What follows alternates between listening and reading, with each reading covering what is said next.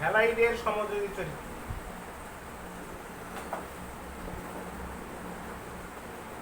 হ্যালাইডের সমযোজী চরিত্র কি? উপর থেকে যদি আমরা নিচে নামি তাহলে হ্যালাইডের সমযোজী চরিত্র ক্রমশ হ্রাস পাবে, আর নিচ থেকে উপরে গেলে ধরো আমার আছে লিথিয়াম ক্লোরাইড, তার নিচে আছে পটাশিয়াম ক্লোরাইড, এখানে আছে রুবিডিয়াম ক্লোরাইড, এখানে আছে সিজিয়াম ক্লোরাইড। তাহলে এই চারজনের মধ্যে কার সমযোজী চরিত্র বেশি হয়? উপর থেকে নিচে নামে ক্রমশ হ্রাস পাবে, কার সমযোজী চরিত্র সব থেকে বেশি? Lithium chloride. আর সব থেকে কম সিজিয়াম।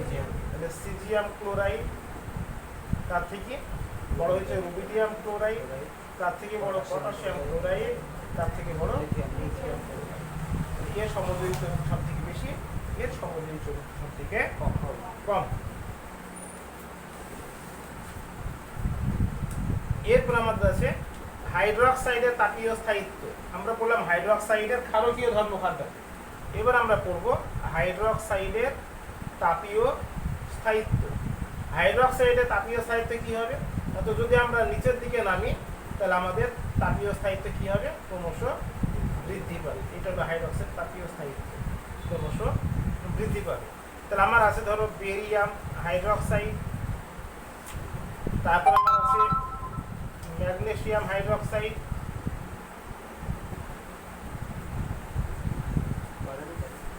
তারপর আমার আছে ক্যালসিয়াম হাইড্রোক্সাইড, তারপর আমাদেরও আছে স্ট্রনসিয়াম হাইড্রোক্সাইড।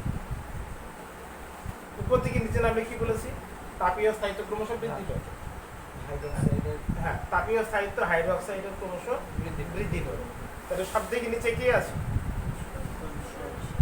স্ট্রনসিয়াম। বেরিয়াম আছে সবার নিচে, তাহলে এ হলো সব থেকে বেশি স্থায়ী। তারপর তার থেকে কম একটু তার থেকে কম একটু ক্যালসিয়াম, তার থেকে কম একটু ম্যাগনেসিয়াম। তাহলে এদের মধ্যে কার তাপীয় যদি তাপীয় স্থায়িত্ব বৃদ্ধির ক্রম বলে তাহলে প্রথমে কাকে লিখবো?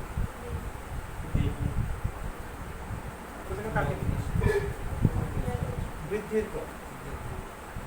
সব থেকে ছোটটাকে লিখতে হবে, সব থেকে ছোট ম্যাগনেসিয়াম হাইড্রোক্সাইড,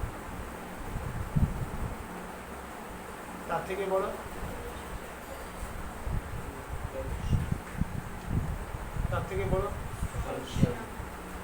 স্ট্রনসিয়াম হাইড্রোক্সাইড, তার থেকে বড় বেরিয়াম হাইড্রোক্সাইড।